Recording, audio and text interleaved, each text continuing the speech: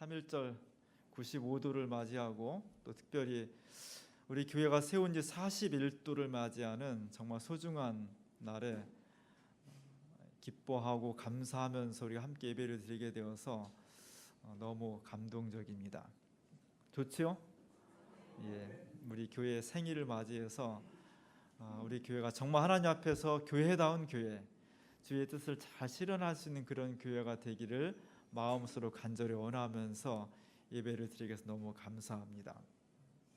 무엇이든지 기초가 참 중요하고 우리가 어디에 서 있느냐가 너무나 소중한 그런 시기입니다.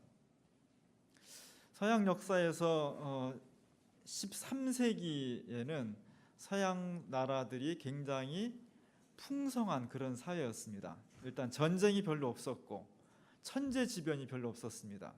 그리고 질병이나 이런 것들이 별로 없었고 그 대신에 생산력이 급속도로 발전을 했습니다. 상업도 발전했습니다. 그러면서 그 13세기에 살았던 유럽의 사람들은 이전보다 훨씬 풍요로운 사회를 살게 됐습니다. 먹을 것도 많고 집도 건강하고 큰 일이 없으니까 이렇게 크신 은총을 주신 하나님 앞에 우리가 어떻게 보답할 수 있을까? 그 당시 할 수 있는 일은 큰 교회를 지어서 아름다운 성전을 하나님 앞에 봉헌을 하자. 그것이 그 당시의 유행이었습니다. 그래서 13세기에 고딕 양식의 높은 건물, 웅장하고 화려한 성당들이 유럽 전역에 파리나 쾰른이나 영국 이런 데 많이 지어지게 됩니다. 근데 그 사람들이 성당을 지을 때 보면은 제일 중요시하게 생각한 것이 기초를 튼튼히 쌓는 것이었습니다. 지금은 굴삭기가 있고 기중기도 있고 기계가 많이 발달했지만 옛날엔 그렇지 않았거든요. 그래서 거대한 높이의 석조 건물을 세우려면 기초를 튼튼히 해서 깊이 땅을 파고 들어가면서 성전을 지었습니다. 13세기에 지은 성전의 기초 부분을 보면 수많은 사람들이 땅을 깊이 파들어가고 거기에 돌을 쌓아놓게 됩니다. 보통 7m, 8m를 땅을 파고 들어가는데 우리도 지금 7, 8m 타고 들어가는 게 쉽지 않거든요. 근데 700년, 800년 전에 점으로 보이는 사람들이 사람들인데 저렇게 간이 판마기를 설치하고 땅을 파고 흙을 건져내고 이렇게 하면서 거대한 기초를 쌓습니다. 저기에 많은 시간을 들입니다. 왜냐하면 저 기초가 튼튼하지 못하면 그 위에 아무리 높고 화려한 건물을 쌓아봤자 그것은 쉽게 무너질 것이기 때문입니다. 그래서 그 당시 사람들은 교회 하나 지으려면 보통 100년을 계획을 세웠습니다. 그래서 처음에 건축을 하던 사람들이 내 죽기 전에 건축을 끝마치는 것이 아니라 그 아들이 건축을 끝마치고 성직자도 여러 번 바뀌고 시장도 여러 번 바뀌고 그렇게 계획을 세워서 기초를 튼튼히 했습니다. 그런 건물을 지었기 때문에 지금 700년, 800년이 지난 다음에 지금 가도 세계 수많은 사람들이 그 건물을 들어가서 구경하고 그곳에서 하나님의 영광을 드러내는 놀라운 역사를 경험하게 되는 겁니다. 건물은 기초가 중요한 겁니다. 기초가 튼튼해야만 그것이 오래가고 강건해서 어떠한 시련과 어려움 속에서도 든든히 서갈 수가 있는 겁니다. 오늘 한국 교회가 위기를 당하고 있습니다. 100년 동안 정말 고도의 성장을 이루어왔는데 그래서 이 성장이 영원토록 이어질 것처럼 생각됐는데 불과 100년 지나고 나서 한국 교회가 급속도로 추락하고 있습니다. 마구 무너지는 소리가 교회 이곳저곳에서 들리고 있습니다. 왜 그러냐? 세상이 변했다, 사람이 믿음이 없다, 시대가 악하다. 사실 이런 것들은 다 주변적인 이유입니다. 어느 시대나 악했고 어느 시대나 믿음이 충만하지 않았습니다. 중요한 것은 한국 교회가 하나님의 말씀 위에 정말 기초해야 될 것에 기초해야 하고 있는가? 아니면 기초하지 말아야 될 물질, 외형 성장, 성공, 세속적인 것 이런 것들 속에 기초한 것이 100년이 지나자마자 드러나면서 무너지고 있는 것이 아닌가 하는 자성의 목소리가 새롭게 들리기 시작하는 것입니다. 서양 미술사를 보면 저 사람? 우리가 얼굴은 모르지만 저 그림을 딱 보는 순간 저 사람은 누구야? 이렇게 아는 것이 있습니다. 우리 가룟 유다와 막달라 마리아를 보면 유다의 얼굴을 아는 사람이 있습니까? 막달라 마리아가 어떻게 생긴지 아는 사람이 있습니까? 아무도 모르죠. 그러나 딱 보는 순간 저 사람은 유다구나, 저 사람은 막달라 마리아구나, 이렇게 딱 느껴지는 그림들이 있어요. 이 그림이 딱 나와야 되는데 아무리 기다려도 안 나오네. 그 사람 한 사람 유다예요. 왜? 유다는 재정을 맡고 있었기 때문에 돈에 받고 예수를 팔아먹었기 때문에 예수님 제자 중에 돈주머니를 쥐고 나온 사람은 유다. 딱 알아요. 얼굴이 저렇게 생겼든 다르게 생겼든. 막달라 마리아 한 번도 본 적 없지만 그 여인은 예수님 앞에 나와서 비싼 향유를 예수님의 발 앞에 발라드렸기 때문에 향유를 들고 나오는 여인은 어떤 모습이든 그 사람은 막달라 마리아, 이렇게 알 수 있는 겁니다. 이런 것을 부속품, 애트리뷰트라고 해요. 사도 베드로는 어떤 애트리뷰트를 가지고 있을까요? 많은 제자 중에 손에 열쇠를 가지고 있는 사람은 베드로구나 딱 아는 거예요. 저 열쇠가 어떤 열쇠입니까? 곳간 열쇠입니까? 은행 열쇠입니까? 그거는 비교할 수 없는 천국의 문을 닫고 여는 열쇠예요. 베드로가 탁 열면 닫혔던 천국의 문이 열리고 베드로가 닫아버리면 천국의 문이 닫혀버리는 거예요. 교회의 문을 열고 교회를 열 수 있는 구원의 열쇠를 베드로가 쥐고 있다는 거예요. 너무 부럽지 않아요? 우리가 저런 축복을 받았으면 좋겠습니다. 우리가 저런 은총의 사도들이 됐으면 좋겠습니다.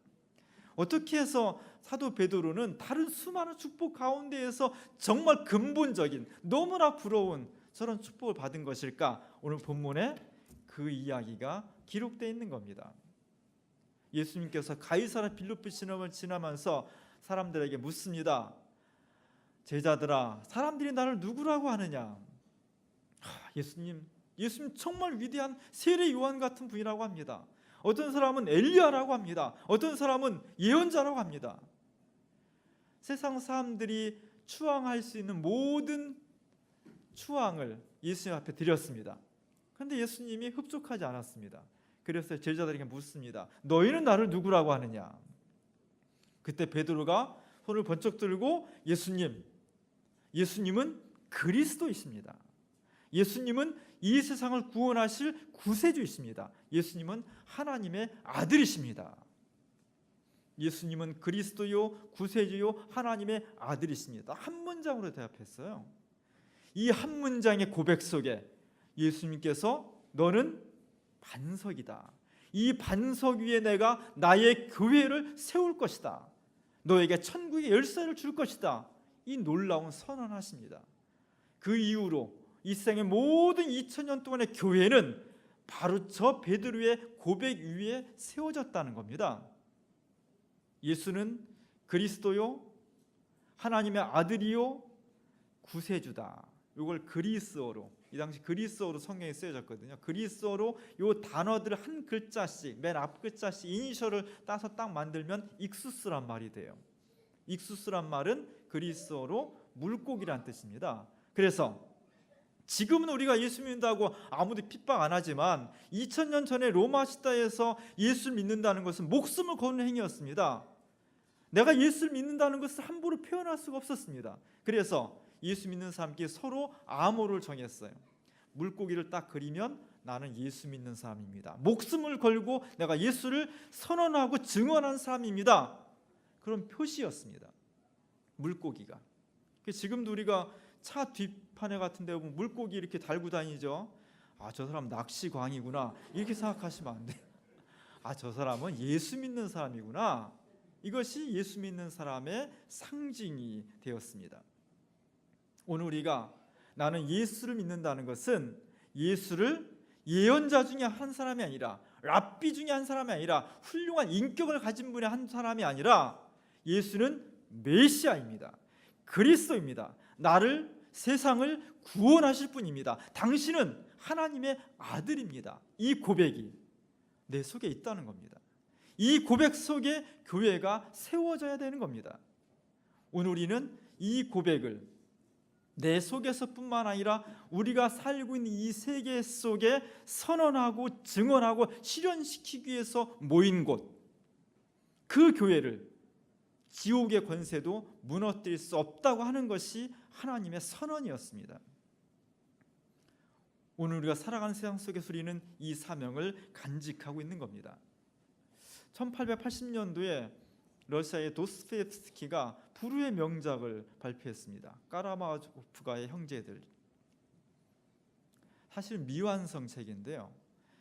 까라마조프가의 형제들은 표도르라는 아버지와 세 아들에 관한 이야기입니다. 아버지가 갑자기 살해됐습니다. 이 살해된 아버지를 놔두고 세 아들이 모여서 여러 가지 이야기와 사건을 경험하는 건데 상당히 많은 주제가, 다양한 주제가 장편 소설 속에 들어가 있습니다. 그 중에 아주 중요한 주제는 둘째 아들 이반과 셋째 아들 알료샤의 대립입니다. 둘째 아들 이반은 아주 샤프한 사람이에요. 19세기 말에 서구의 지성인들을 대표합니다. 휴머니스트, 지성인, 세계 변혁가, 이런 사람들. 셋째 아들 알료샤는 신실한 기독교 신앙인을 대표해요. 그 둘이 만나서 대화를 합니다. 이반이 알료샤한테 이렇게 말합니다. 알료샤, 너는 세상이 하나님에 의해서 이루어졌다고 생각하지? 천만에 세상은 달리 구성이 돼 있어. 내가 러시아 전역을 돌아다녀 보니까 나는 수많은 이야기를 경험하고 들었는데 내가 한번 들어볼게. 수첩에다가 세계가 어떻게 부조리한지를 아주 깨알같이 적어놓은 거예요. 어떤 동네에 8살짜리 꼬마가 있었는데 얘가 돌 던지며 놀다가 지나가는 그 동네 장군이 기른 사냥개에 발을 맞췄어. 그래서 그 사냥개가 조금 발을 다쳤어. 그랬더니 그 소식을 듣고 장군이 이 8살짜리 꼬마애를 잡아다가 감옥에 가둬버렸어. 그리고 사냥을 떠나는 날 온 집안 식구와 농노들을 다 불러 모으고 이 아이의 엄마까지 불러 모은 상태에서 이 아이를 감옥에서 빨개 벗고 꺼내 넣어가지고 사냥개들한테 이 아이를 물어뜯어 죽여버리게 했어. 어떤 사람들은 터키인들이 불가리아를 침략했는데 아이 엄마부터 아이를 뺏어가지고 그 아이를 공중에 높이 던진 다음에 총검으로 그 아이를 받았어. 뭐 이런 이야기들을 빼곡하게 적어놓은 거예요. 이 아이들이 무슨 죄가 있지? 어른이라고 하면 죄를 지어서 그런 벌을 받았다고 하지만 이 어린아이가 무슨 죄가 있는 거지? 이 세상은 이처럼 죄 없는 어린아이들의 눈물, 고통, 아픔으로 점철되어 있는 거야. 세계의 표피로부터 세계의 중심부에 이르기까지 이 세계는 어린아이들의 눈물과 고통 위에 세워져 있는 건물과 같아. 이것은 단지 이반의 항변이 아니라 그 당시 서구 유럽 지성인들의 기독교에 대한 비판이었습니다. 그리고 오늘날 21세기의 한국 지성인들이 교회를 향해서 이런 비판을 하고 있는 겁니다. 뭘 하고 있냐는 겁니다. 이렇게 억울한 눈물들이, 억울한 고통들이, 한없이 쓰러져가는 사람들이 이렇게 고통을 당하고 있는데 하나님이 살아계시다면 이들이 정의를 세워야 되고 이들의 눈물을 닦아줘야 되고 이들이 행복하게 살아야 되는 건 아니냐라고 교회를 향해서 추궁하는 겁니다. 너희는 뭘 하고 있냐고. 건물을 크게 세우고 사람을 많이 모으고 헌금을 많이 모으면 그것으로 되냐고. 그걸 가지고 뭘 사용하냐고, 뭘 하고 있느냐고. 이렇게 우리가 항변하고 있는 겁니다. 우리는 이러한 지성인들, 휴머니스트의 항변에 대해서 깊이 있게 경청해야 됩니다. 왜 교회가 비판을 받고 있는지, 왜 이반이 기독교를 대표하고 있는 알료샤에게 이런 뜨거운 소리를 하고 있는지 100년 전인 러시아나 지금 한국 사회나 이 얘기를 깊이 있게 경청을 해야 됩니다. 알료샤는 형의 얘기를 눈물을 흘리면서 아무 말 없이 듣습니다. 그리고 마지막 딱 한마디 합니다. 형 얘기가 다 맞아. 근데 딱 한 가지, 이 세계는 신 없이, 하나님 없이 그냥 고난당하는 사람들이 위에 세워진 건축이 아니라 무고한, 아무런 죄도 없지만 십자가를 달려 돌아가신 예수 그리스도의 죽음과 고난 위에 세워진 건물이 이 세계야. 여기서 딱 나눠지는 거죠. 인간 중심적인 세계관, 하나님 중심적인 세계관, 모두가 선을 추구하지만 신 없이 살고자 하는 세계와 신 있이 살고자 하는 세계관이 대충돌을 하는 겁니다. 이 싸움이, 이 대결이 아주 오래전부터 그리고 앞으로도 계속해서 우리의 인간의 내면과 사람들 사이와 세계 구조 속에서 끊임없이 진행될 싸움입니다. 이 거대한 투쟁을, 세계관적 투쟁을 도스토옙스키가 책에서 소설로 그리고 있습니다. 주민교회는 왜 세워졌는가? 41년 전에 주민교회가 이곳에 세워졌습니다. 주민교회의 부속품은 무엇입니까? 주민교회는 딱 떠오르는 애트리뷰트가 무엇입니까? 저도 주민교회 이름은 많이 들었지만 실제 온 곳은 3개월 됐죠. 그 전에 주민교회 그러면 뭔가 일반적인 교회하고 좀 다른 교회, 교인들도 생긴 게 다른 게 생긴 것 같고 뭔가 독특한 그런 느낌이 드는 그런 교회였습니다. 그렇습니다. 주민교회는 이 땅에 있는 99%의 교회가 자기와 자기 교회만이라는 울타리 속에 갇혀 있을 때 그리스도의 복음이 교회와 자신을 넘어서 이웃과 사회와 역사를 새롭게 변혁시켜 나가는, 하나님 나라의 복음으로 사회 구조를 개혁시켜 나가는 그런 교회라는 독특성을 가지고 있는 겁니다. 그것이 주민교회의 생명이고 상징이 되겠습니다.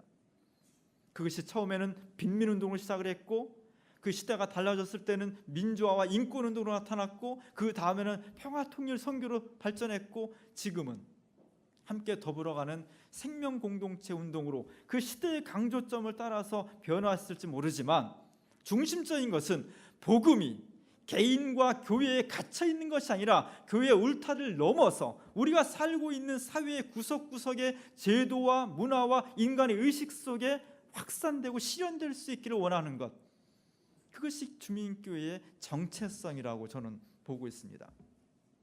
특별히 우리가 3월 1일 날 창립주의를 지킨다는 것은 대단히 또 의미가 있는 겁니다. 3.1운동은 어떻습니까? 나라가 망했을 때, 그 일제의 총검 앞에서 아무도 항거하지 못했을 때 이 땅의 남녀노소 지역과 종교를 떠나서 모든 백성들이 길거리에 나와서 함께 대한독립 만세를 불렀습니다. 그 거룩한 대열에 그 당시 기독교 교회가 중요한 역할을 했다는 거예요. 각 거점이 되었고 모임의 장소가 되었고 네트워크를 만들고 그 당시 교회 1%도 안 됐습니다. 그러나 그 시대의 사람들은 교회에 가면 뭔가 새로운 역사를, 이 암울한 시대를 극복할 수 있는 가능성과 희망을 건질 수 있다고 기대하고 있었다는 것. 지금 사회는 한국 교회를 기대하지 않습니다. 오히려 걱정합니다. 이것이 교회의 타락이에요. 위기입니다. 1919년도에 한국 교회는 이 시대의 등불이었고 새로운 세계를 만들어갈 수 있는 희망이었습니다. 교회는 열심히 참여했습니다. 그 대가는 참혹한 것이었습니다.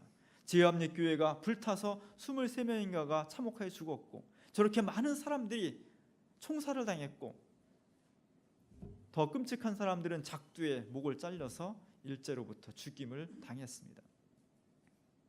오늘 우리가 3.1절을 주민교회의 창립기념주일로 지킨다는 것은 그 전통, 한국 교회가 역사 속에서 그리스도의 뜻을 펼치고자 했던 그 전통을 우리가 살아가는 동안에 계속 이어가겠다는 다짐입니다.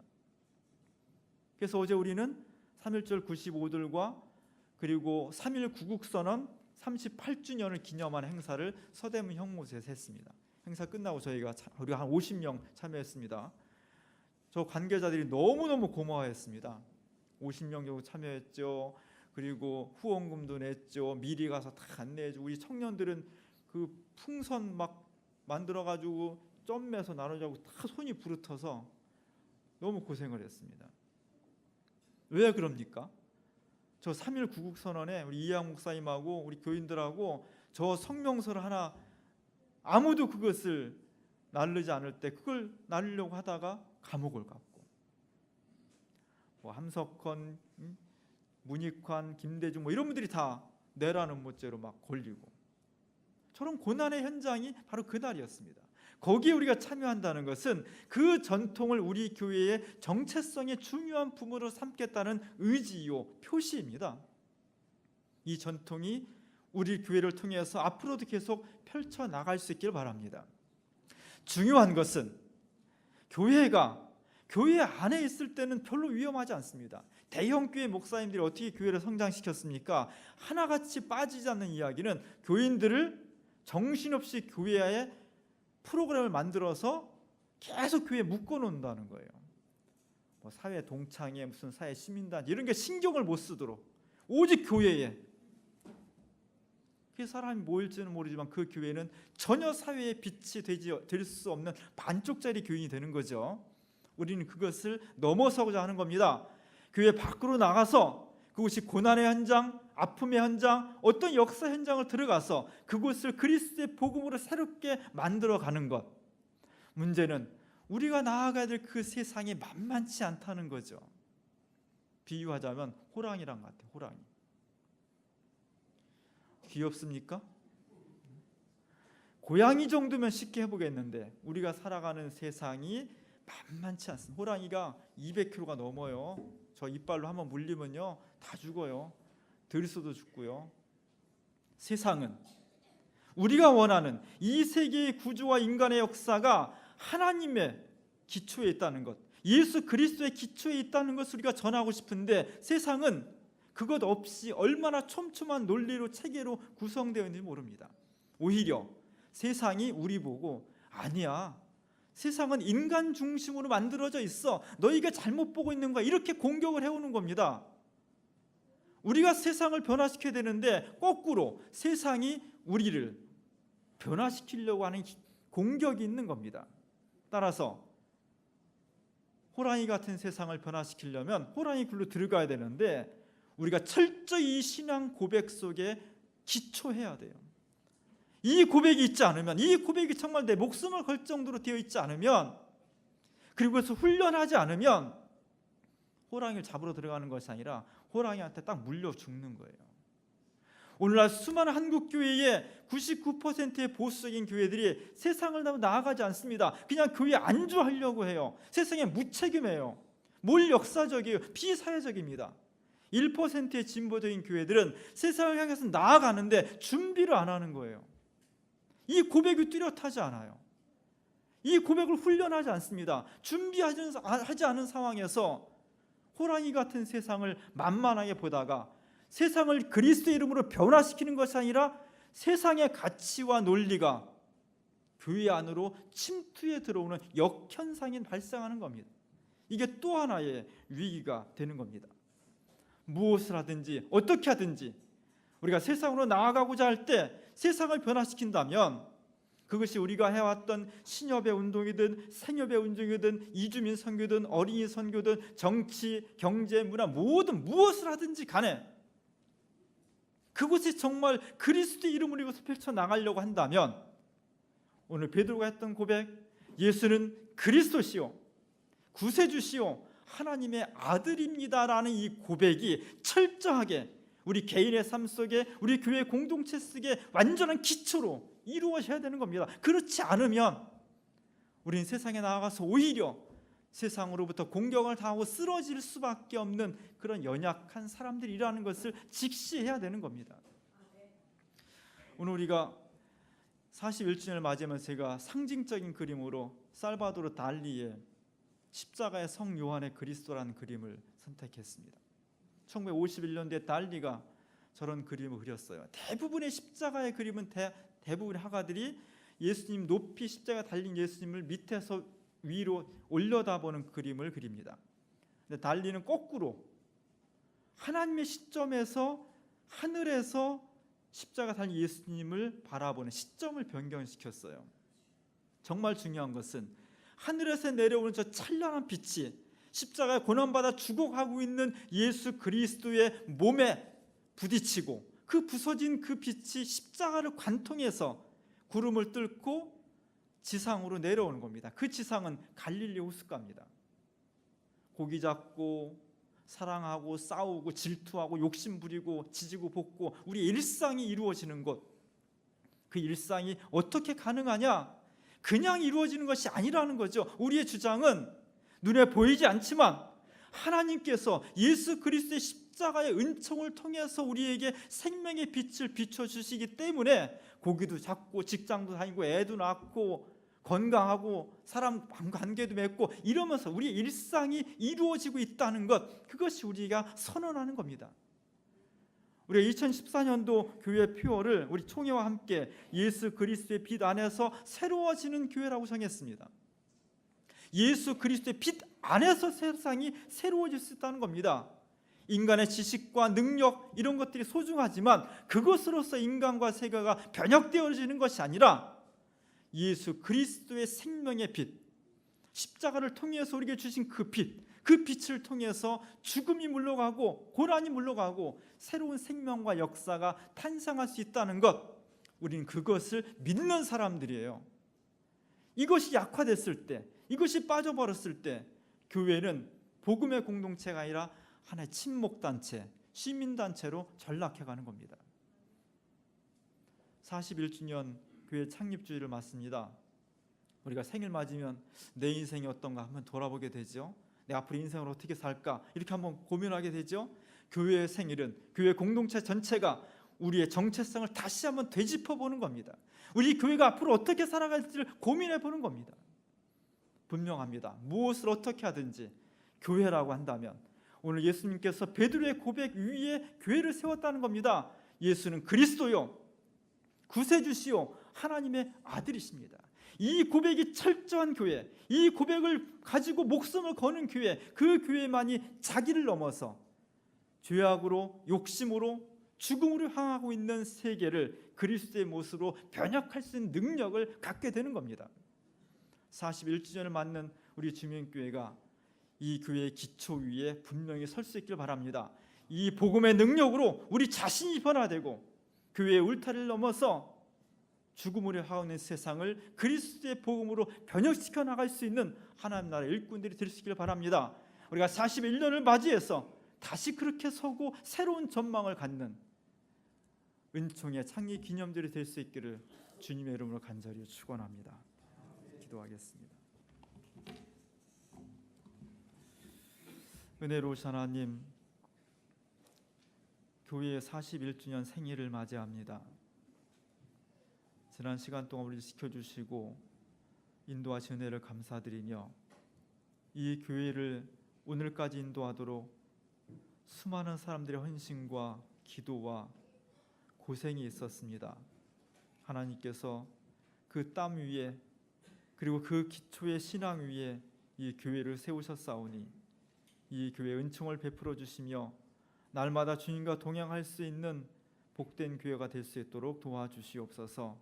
그 신앙을 가지고 세상으로 담대히 나아가 그리스도의 이름으로 세계를 변화시키며 새로운 세상을 만들어 가기에 우리가 큰 역할을 감당할 수 있는 하나님 나라의 공동체가 될 수 있도록 인도하여 주시옵소서. 예수님의 이름으로 간절히 기도합니다.